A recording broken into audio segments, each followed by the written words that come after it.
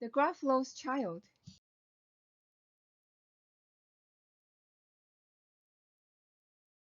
The Gruffalo said that no Gruffalo should ever set foot in the deep dark wood.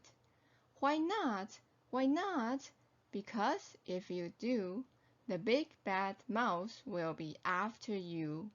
I met him once, said the Gruffalo. I met him a long, long time ago. What does he look like? Tell us, Dad. Is he terribly big and terribly bad? I can't quite remember, the Gruffalo said. Then he thought for a minute and scratched his head. The big bad mouse is terribly strong, and his scaly tail is terribly long. His eyes are like pools of terrible fire, and his terrible whiskers are tougher than wires. One snowy night, when the Gruffalo snored, the Gruffalo's child was feeling bored. The Gruffalo's child was feeling brave, so she tiptoed out of the Gruffalo cave. The snow fell fast, and the wind blew wild. Into the wood went the Gruffalo's child. Aha! Oh-ho! A trail in the snow. Whose is this trail, and where does it go? A tail poked out of a log pile house. Could this be the tail of the big bad mouse? Out slid the creature. His eyes were small, and he didn't have whiskers. No, none at all. You're not the mouse? Not I, said the snake. He's down by the lake, eating Gruffalo cake. The snow fell fast, and the wind blew wild. I'm not scared, said the Gruffalo's child. Aha! Oh-ho! Marks in the snow.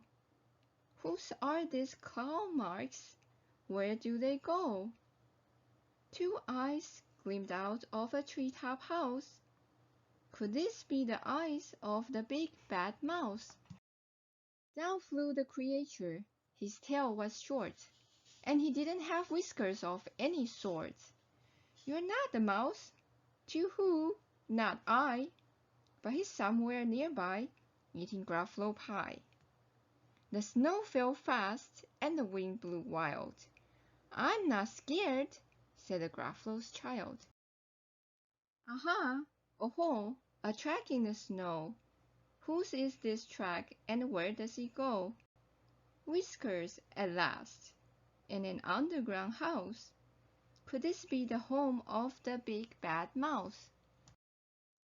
Out slunk the creature. His eyes weren't fiery, his tail wasn't scaly, his whiskers weren't wiry. You're not the mouse? Oh, no, not me. He's under a tree, drinking Gruffalo tea.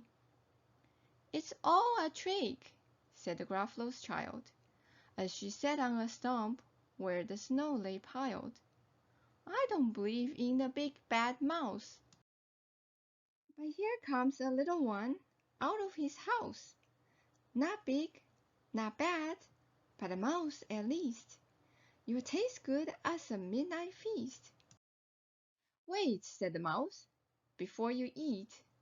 There's a friend of mine that you ought to meet. If you let me hop onto a hazel twig, I'll beckon my friend so bad and big. The Gruffalo's child unclenched her fist. The big bad mouse, so he does exist. The mouse hopped into the hazel tree. He beckoned, then said, Just wait and see. Out came the moon. It was bright and round.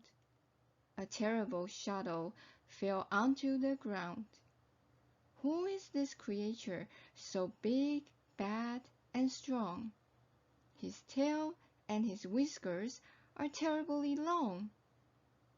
His ears are enormous, and over his shoulder he carries a nut as big as a boulder. "The big bad mouse!" yelled the Gruffalo's child. The mouse jumped down from the twig and smiled. "Aha! Oh-ho! Prints in the snow! Whose are these footprints? Where do they go?" The footprints led to the Gruffalo cave, where the Gruffalo's child was a bit less brave. The Gruffalo's child was a bit less bored. And the Gruffalo snored and snored and snored.